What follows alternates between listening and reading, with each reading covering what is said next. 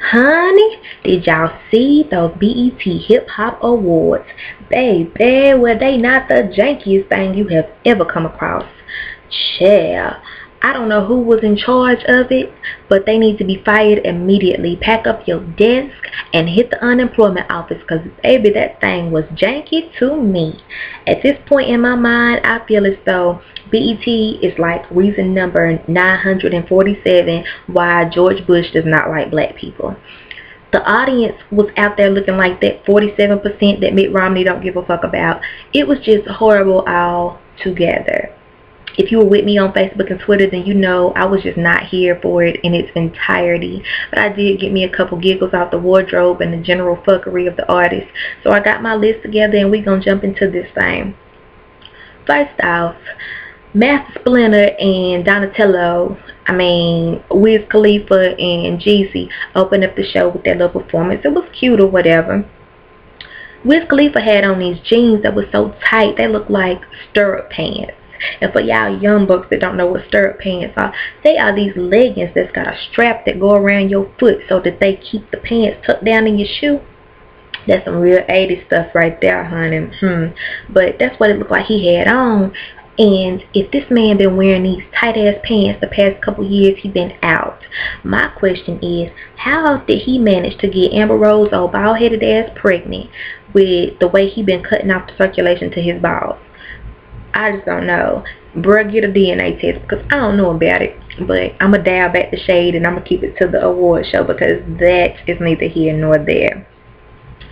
So anyway, at all these little award shows and tributes or whatever on these coon channels like BET, TV One, Centric, whatever, MC Lyte usually does all the voiceover work.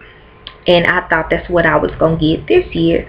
I thought they was going to cut the camera to her in her little booth with her headphones and her microphone like they always do while she's announcing things. But like I said, they didn't give me that this year. Instead, I heard this voice. And what a voice it was. This voice sounded like Section 8 and EBT cards and stripper poles at Magic City. And I was like, who is that? Lo and behold, it was Trina. Now, no shade to Miss Trina, because I am here for Trina musically. I am here for Trina's style. That bitch sits and she be beat and laid for Zeus, honey. But voiceover work is not her calling. That is not what you need to do with your life. Don't you do it no more. Somebody put an APB out on MC Lyte. Tell her to get her ass back to BET and do these announcements. She knows she ain't got no other work coming in. Get it together, MC Lyte. I guess Kevin Hart was out of BET's price range this year, so they decided they was going to go with Mike Epps, who really was not all that funny to me. Only time I like Mike Epps is when he's Day Day on Friday. He don't even need to be Mike Epps no more. He just need to be Day Day, because I like Day Day better than Mike Epps. He was just trying too hard to be funny, and that was just too much. The Grand Hustle Cipher gave me life. Iggy Azalea was everything. B.O.B. is a genius. Y'all already know how I feel about T.I. Honey, T.I. he does it for me, honey. But yeah, they went in. That was a good start off. Then come Meek Mill with his hollering ass, yelling all in my TV set. I done had to turn my TV down because he hollering like he ain't got no microphone. Get that boy a hearing aid or something, because I don't understand why he talks so loud. I just don't get it. The Ciphers as a whole, I wasn't really impressed. Some of them had their little highlights or whatever. It was good to see Mystical is out of jail and whatnot and looking healthy. He is the only rapper that I know that can crump and rap at the same time. Like, he be doing a lot of moving and jerking and yelling and whatnot. But that's just Mystical. So, shout out to Louisiana. Welcome home, Mystical. You did your thing. Kendrick Lamar, I really wasn't here for his performance, but even more so, I was not here for the fact that he had on skinny jeans and Timberlands. Fellas, if that's what I gotta look forward to this fall and this winter, I'm gonna go ahead and tell y'all now, I'm not here for it. Don't do it. Don't get no ideas. Get it out your mind. It look crazy. Like, for real, for real. Like, don't do that. This nigga up there with these tight pants and these big ass boots looking like Daria. Ain't nobody here for that. this game, hip-hop dance experience. I don't know who told y'all we needed that in our lives, but we don't. You can have it back. Don't nobody go get your kids that for Christmas. They don't want that shit. Lorianne, go boom cack your ass somewhere else, because you was wrong for even being a part of that fuckery. I'm upset with you right now. Go somewhere and get in another yelling match with Diddy. I hope he cussed you out backstage for even promoting some shit like this. 2 Chainz, his wardrobe was questionable too. He too big to be wearing them little ass clothes he be wearing. And is it just me? Am I the only one that gets aggravated when 2 Chainz don't have on 2 chains? Like if he only got on one or if he got on a bunch of them, it annoys me. If your name gonna be 2 Chainz, you just need to wear 2 chains all the time. That's how I feel. Is that just me? Oh well. But he won the People's Champ Award, and he went up there with these red leather leggings, and like I said, he's too big to be dressing like that. But you can't judge a book by its cover, because that man got a college degree. He is very educated, very smart. He just acts a little ignorant sometimes. I don't really know why, but we just gonna let him do what he do, because he had a pretty good year. So evidently him acting ignorant is working for him. Quentin Tarantino, I think Quentin Tarantino paid for the BET Awards by his damn self. I think that he sponsored them this year or something. The reason I say that is because they promoted the hell out of his outlandish buffoonery that he calls movies. And I just could not believe that I was seeing promo on BET of all places for this. First off, RZA, didn't nobody ask you for this Wu-Tang ass movie with Lucy Liu and all this karate and whatnot. I'm not here for that. Secondly, Quentin Tarantino, who told you that you could make a slavery comedy? You and Jamie Foxx need to hold hands and go have a seat together and think about that thing. Reflect upon that fuckery that y'all have bestowed upon us, because I'm not here for it, and ain't nobody going to see that. I don't even want that on bootleg. Ain't that something? T.I. performed. He killed it as usual. Get into this though. This is why I love T.I. T.I. came out there and he served y'all grown man tees, because he had his pants pulled up on his waist and didn't have to come up out his shirt to perform. He just gave it to y'all raw and real, like only Tip can. But then again, I'm biased, because like I said, y'all know how I feel about T.I. I love that little tiny fertile man, honey. You gotta get 2 depot shots to fuck with T.I. But honey, that's alright, because he's T.I. And I bet his little badass kids was just running all up and down the aisles. But like I said, he can do that because he's T.I. The West Coast Cipher, Snoop Lion, DJ Quick, E40, Corrupt, all of them sitting around the table looking like the drunk uncles at the family reunion at the domino table. Kendrick Lamar standing in the background like a badass nephew. But they represented. E40 still sound like E40. Don't nobody know what the hell he talking about but E40. DJ Quick look unhealthy, and that's no joke, no shade. Like he looked like he's sick or something. So I don't know what that was about. Corrupt don't even look like he getting older. He still look the same. Future, I just don't like Future altogether. I'm just gonna keep it 100. I'm not here for Future. I don't like his music. I don't understand what he's saying half the time. If you use more auto-tune than T-Pain, you have done way too much with your life. And I hope he find whoever this girl is that he's looking for, and he can quit singing about it, and I can quit hearing that song, because child, honey, it was just a mess. Then here come Diddy yelling at the crowd about how they don't know how to multitask. Diddy, you don't know them people's life. You don't know what their skill level is. They might be able to multitask. You ain't have to come out there doing it. Machine Gun Kelly, how y'all let the white boy be the crunkest rapper at the BET Awards?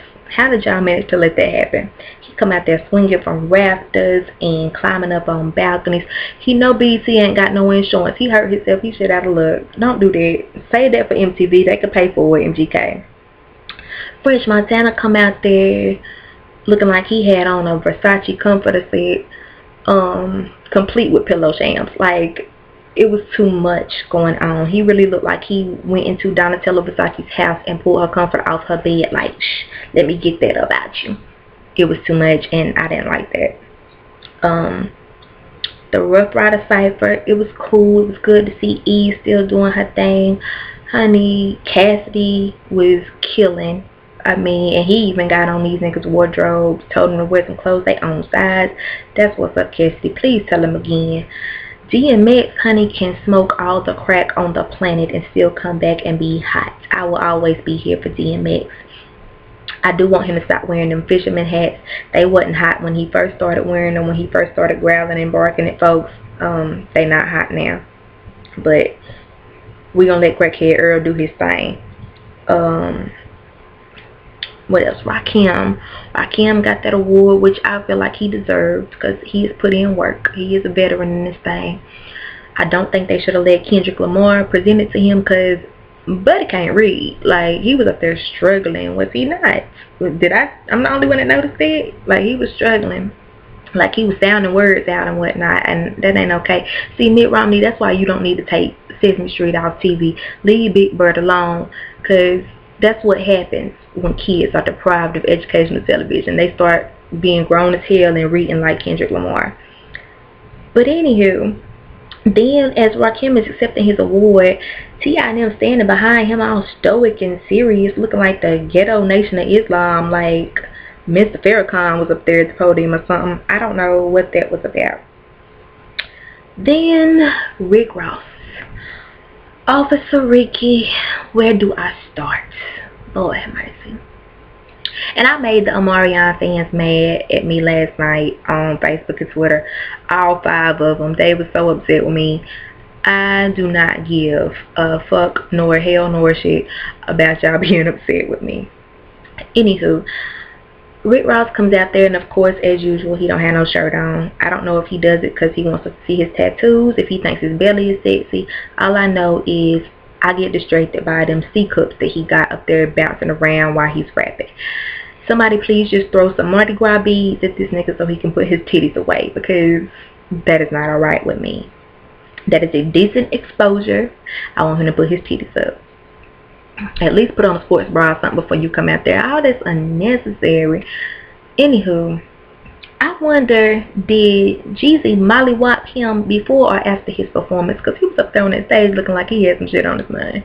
I don't know. But then come little Miss Omarion. Come out there pop locking and twirling and body rolling, dancing around Rick Ross in a circle like Rick Ross was the sun and he was a planet orbiting his big ass. She came out there dancing hard to a gangster rap song. What was that about? You come out there dancing like you a member of Vogue Evolution. At any given moment, I thought he was just going duck walking, just suicide dip on us, honey. He was giving me real Studio 54 tease, honey.